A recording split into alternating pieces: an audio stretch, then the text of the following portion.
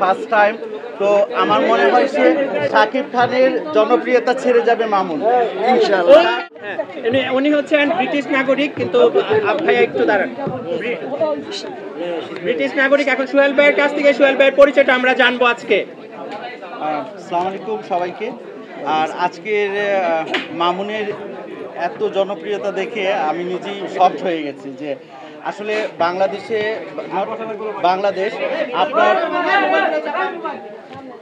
আপনার মানুষের একটা ধারণা থাকে যে যারা টিকটক করে, যারা ইউটিউব করে, তাদের জনপ্রিয়তা তেমন একটা ভালো দৃষ্টিতে দেখে না। বাট আজকে এই জনপ্রিয়তা প্রমাণ করলো যে মেইন স্ট্রিম আর টিকটকের মধ্যে কোনো পার্থক্য নাই, একই জিনিস, একই জনপ্রিয়তা।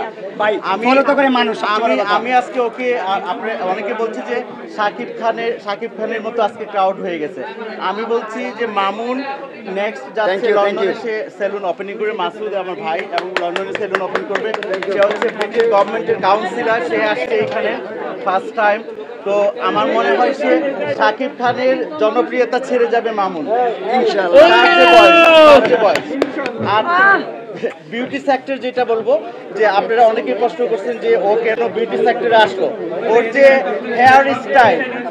হেয়ার স্টাইল বা বিভিন্ন রকম ভাবে স্টাইল করে, এইগুলোর জন্যই সে এই সেক্টরে ইনভলভ হয়েছে। ইনশাল্লাহ সে আরো ভালো কাজ করবে। আর প্রত্যেকটা সেলিব্রিটিরই উচিত এরকম একটা প্রতিষ্ঠান দেয়া। আর তার ভক্তরা যারা আছে, সে ডিসকাউন্টের কথা আসছে, এটা বলতে হবে না। মামুনের যে উদাহরণ বা মাসুদের যে উদাহরণ, ডিসকাউন্ট থাকবে, কারণ নাম বলতে হবে না, এমনি ডিসকাউন্ট পাবে। আর নাম বলে তো ডিসকাউন্ট থাকবে, নাম বলতে ডিসকাউন্ট থাকবে ডাবল।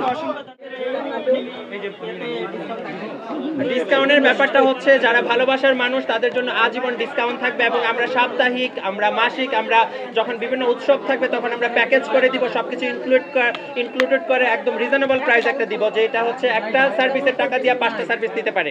একটা সার্ভিসের টাকা দিয়ে 5টা সার্ভিস নিতে পারবেন প্রিন্স কাট সেলুনে আসলে।